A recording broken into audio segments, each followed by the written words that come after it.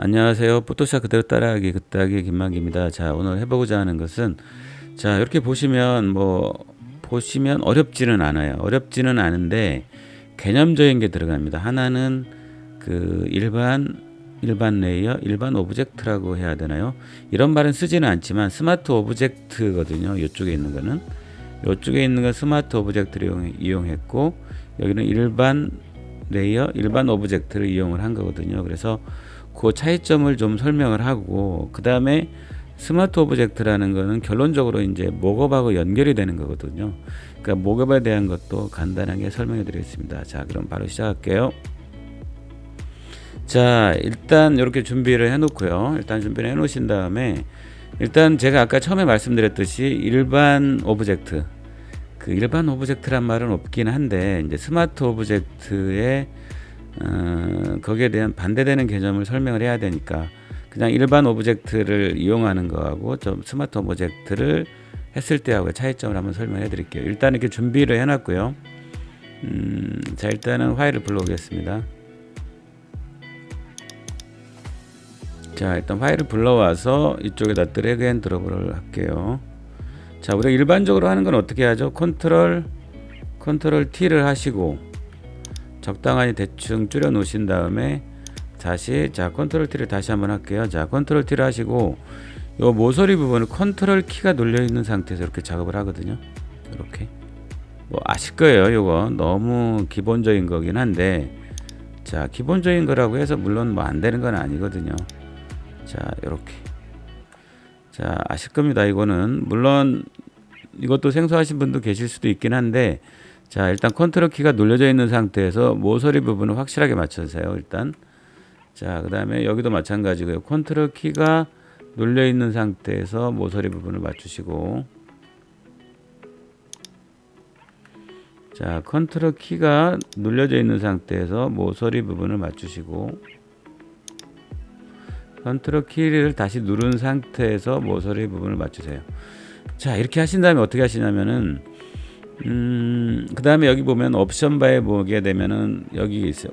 그 워프 모드라는 게 있거든요. 자, 지금 같은 경우 이렇게 지금 휘어져 있는 종이를 컨트롤 T만 가지고는 쉽지가 않잖아요. 컨트롤 T만 가지고는 쉽지가 않아요. 그래서 이 워프 모드를 클릭을 하시게 되면 이렇게 여러 가지 조절할 수 있는 이런 조절점들이 생기거든요. 자, 그러면은 이쪽을, 자, 이때는 그냥 이 핸들만 조절하는 거니까요. 컨트롤 키를 누를 필요는 없어요. 자, 여기도 마찬가지입니다. 이렇게 이런 식으로 맞춰 주시는 거예요. 이런 식으로. 자, 이렇게 해서 맞추시면 되죠. 자, 체크를 한번 해볼까요? 거의 된 것 같은데요. 자, 이쪽에 조금 안 맞았는데, 만약에 다시 컨트롤 T를 다시 한번 해볼게요. 컨트롤 T 하고 다시 워프 모드로 가면 조금 불편해요. 완전히 다 풀려버렸잖아요. 원래 모습은 이렇게 돼 있었잖아요. 이 전단 모양 그대로. 근데 지금 보니까 다시 완전히 사각형으로 돼버렸죠. 사실 이렇게 되면 조금 조절하기가 어렵습니다. 이렇게 가능은 한데 사실은 조금 애매하다는 얘기죠. 자, 이렇게 다 체크를 했어요.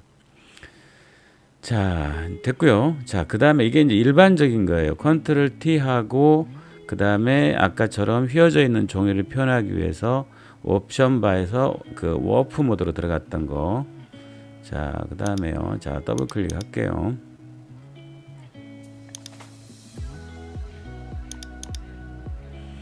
자, 아까랑 똑같습니다. 일단 갖다 놓을게요. 여기까지는 똑같아요. 자, 컨트롤 T 해서 작업하기 좋은 모양대로 일단 크기를 조절하시고 클릭을 하십니다. 이렇게 됐나요? 자, 근데 여기에서 이제 한 단계가 더 들어가는 거예요. 아까는 컨트롤 T에서 바로 이렇게 조절했잖아요. 근데 지금은 그게 아니라 스마트 오브젝트로 바꾸는 거예요. 자, 요거죠. 자, 이게 어떻게 보면 헷갈리니까요. 이게 전단의 전면, 여기는 후면이라고 할게요. 후면. 자, 그러면 오른쪽 버튼을 여기다 누르시고 스마트 오브젝트로 바꿔요. 컨버트 투 스마트 오브젝트. 자, 한글판에는 아마 고급 개체로 되어 있을 겁니다. 고급 개체로 전환인가 변환 이렇게 되어 있겠죠. 자, 컨버트 투 스마트 오브젝트. 뭐가 달라지냐면은 여기 보시면은 요게 달라져요. 여기랑 여기랑 다르잖아요. 여기는 아무것도 없죠. 전면에는. 근데 지금 스마트 오브젝트로 변환한 후면에는 뭐가 다른 게 있죠. 여기 보시면 나와 있습니다. 여기 스마트 오브젝트 썸네일이라고 표시가 돼 있잖아요. 자, 특별하다는 거죠. 스마트라는 거는 그만큼 영리하다는 건데 한번 정말 영리한가 한번 볼게요. 자, 컨트롤 T를 자 여기까지 자 컨트롤 T를 하기 전에 본격적인 컨트롤 T를 하기 전에 스마트 오브젝트로 바꿨죠 지금. 자, 그다음에 컨트롤 T를 합니다. 다시 이건 똑같아요. 자, 그다음에 컨트롤로 모서리 부분 맞추는 건 똑같습니다. 여기는 여기부터는 똑같죠. 여기까지는 거의 똑같아요 사실은.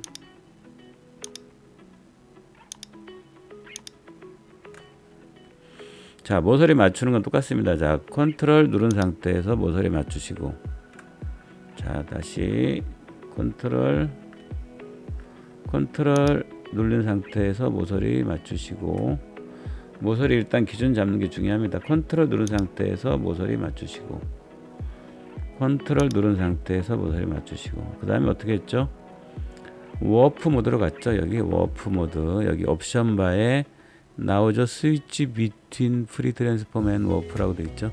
워프 모드로 바꿉니다. 그 다음에 이 핸들을 조절해 줍니다. 이런 식으로 핸들을 조절해 줍니다. 이런 식으로.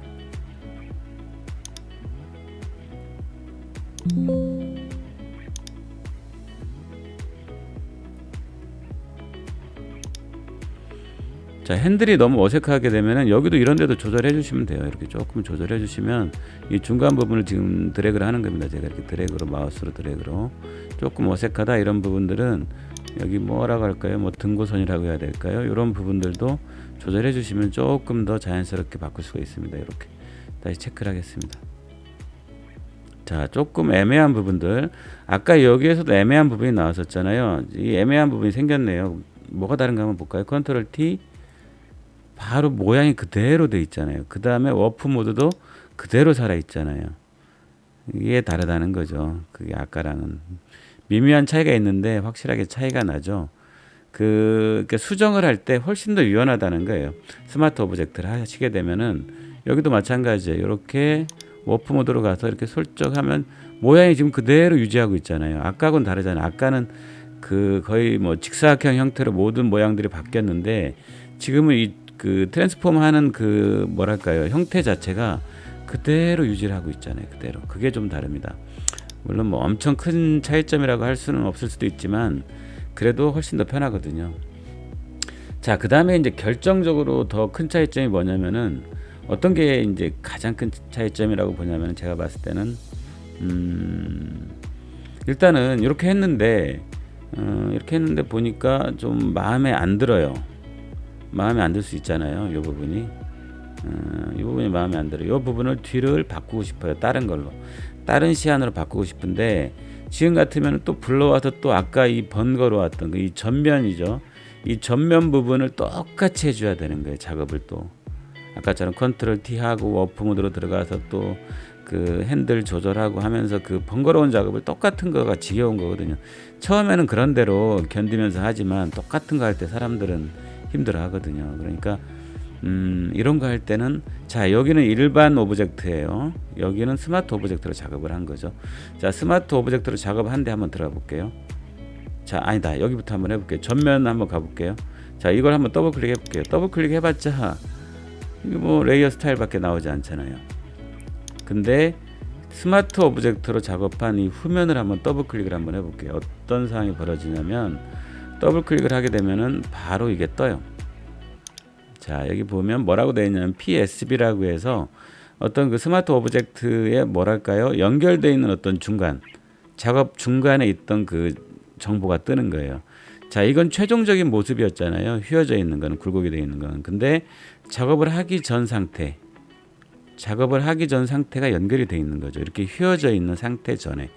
자, 이렇게 되면 어떻게 되냐면은 좋은 점이 뭐냐면 이거 마음에 안 들어 그러면은 바로 여기에 들어가셔가지고 플레이스 인베드에 가셔가지고 내가 원하는 작업했던 것 중에 원하는 걸로 바로 더블 클릭 해버리면 돼요. 이렇게 자, 이것도 조금 더 늘리시는 게 좋겠네요.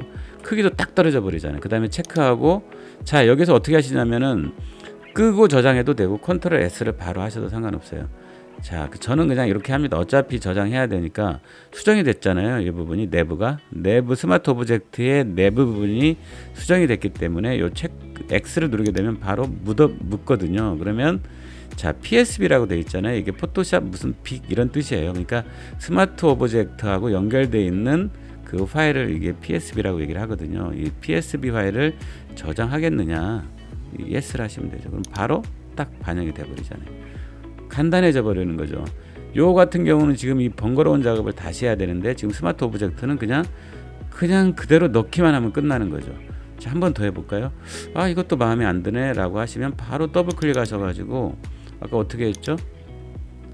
플레이스 인베드 하셔가지고 다른 걸 넣어버리는 거예요. 자, 더블 클릭을 한번 해볼까요? 이렇게. 자, 약간 키우는 게 좋습니다. 이렇게. 자, 그리고 체크하시고 이번에는 컨트롤 S를 해볼게요. 컨트롤 S, 컨트롤 세이브죠. 컨트롤 S 누르시고 X 눌러봅니다. 바로 반영이 돼 있잖아요. 이렇게. 자, 이렇게 했어요. 근데 이게 마음에 안 들어요. 그렇게 되면 바로 가서 어떻게 하시냐면은 더블 클릭 하신 다음에 자, 이 눈을 꺼줘 버리면 돼요. 굳이 지울 필요도 없어요. 이 눈을 끄시고 아까처럼 원래대로 다시 저장을 하는 거예요. 이렇게. 그럼 바로 바뀌었잖아요. 아, 근데 이럴 수가 있죠. 아, 팀장님한테 이렇게 보고를 했더니 아니다, 이거는 안 맞다, 그래가지고 이거를 바꿔라. 그러면 바로 더블 클릭 해가지고 요 눈만 딱 켜주고 저장만 하면 끝이거든요. 자, 됐잖아요. 그게 끝이에요. 훨씬 더 유연하다는 거죠. 그래서 스마트 오브젝트를 우리가 쓰지 않더라도 작업이 불가능한 건 아니에요. 근데 우리가 스마트 오브젝트라는 걸 알게 되면 옛날 방식으로 쓰기가 좀 굳이 좋은 거가 있는데 불편함을 감수할 필요는 없잖아요.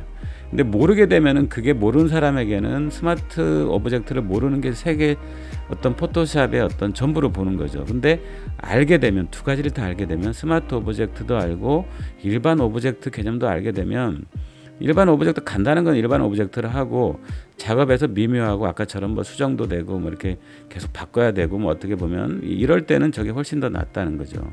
스마트 오브젝트를 모르면 아예 안 쓰겠지만 스마트 오브젝트를 알게 되면 일의 성격에 따라서 내가 이건 스마트 오브젝트로 처리하는 게 훨씬 더 지혜롭고 합리적이라고 판단을 하는 거죠. 그래서 보는 눈이 달라지는 거잖아요. 일단 두 가지를 다 알게 되면, 그러니까 한 가지만 아는 데는 분명히 그 포토샵을 이해하고 활용하는 데 있어서 그 폭이 달라지는 거예요. 자, 스마트 오브젝트는 그리고 방금처럼 이렇게 하는 거 우리가 목업이라고 얘기를 합니다. 이거를 아까 목업 잠깐 제가 설명했는데 이렇게 돼 있잖아요. 이걸 그대로 제가 저장을 했어요. 그대로 저장하고 있다가 앞으로 뭐 다른 일이 있을 때마다 이거를 뭐 이렇게 계속 바꿔나가면 되는 거잖아요. 아까처럼.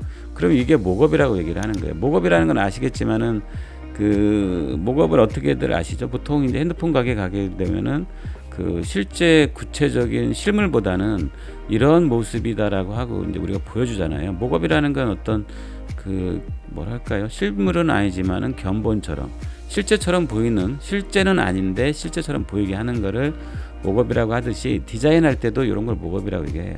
실제 우리가 저 전단을 디자인한 걸 찍은 건 아니에요. 마룻바닥에다 놓고 찍은 건 아닌데 마치 마룻바닥에다 놓고 실제처럼 보여지게끔 해서 사람들한테 이해를 돕는 거죠. 저런 모양이구나 라는 걸 우리가 알 수가 있잖아요. 뭐 광고할 때는 많이 쓰는 게 목업 방식이에요. 우리가 만약에 길거리에 있는 어떤 빌보드가 있다고 생각해봐요. 큰 게. 근데 그 실제로 우리가 설치할 수는 없잖아요. 근데 만약에 설치를 하게 되면 이런 모습일 겁니다 라고 해서 클라이언트에게 보여주는 거죠. 그럼 이거 멋있겠네, 좋네 하고 좋겠구나 라고 우리가 판단할 수가 있잖아요. 그래서 목업이라는 거는 그런 개념이거든요. 목업에 있어서 간단한 거긴 하지만 전단이 저런 식으로 완성이 되는구나, 앞면하고 뒷면이 저런 식으로 바뀐다라는 거를 우리가 이해를 할 수가 있는 거죠. 그래서 자, 스마트 오브젝트를 하게 되면 목업이라는 거를 우리가 당연히 연결이 되고요. 목업이라는 기능은 목업을 우리가 포토샵에서 쓴다라는 거는 스마트 오브젝트를 쓴다는 얘기거든요. 결론적으로. 자, 하여튼간 한번 해보시고요. 자, 스마트 오브젝트는 이거 말고도 조금 더 이렇게 활용할 부분들이 많이 있거든요. 그래서 스마트 오브젝트는 좀 좀 연달아서 시리즈로 몇 개 더 해보려고 지금 계획 중에 있습니다. 자, 그럼 한번 해보시고, 자, 스마트 오브젝트와 일반 오브젝트에 대해서 한번 개념을 조금씩 잡아가시면 좋겠습니다. 네, 수고 많으셨습니다. 네.